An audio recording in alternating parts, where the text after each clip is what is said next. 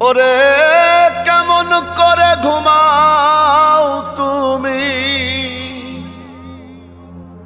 কেমন করে ঘুমাও তুমি ফজর করে কাজা।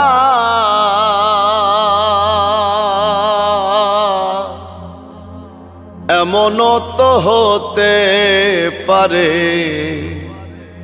জোহরে জানাজা তোমার, এমনও তো হতে পারে জোহরে জানাজা। মুসলিম হয় না জন্ম নিলেই মুসলমানের ঘরে, কাফের মুমিন তফাতটা হয় সালাতের উপরে। হে মান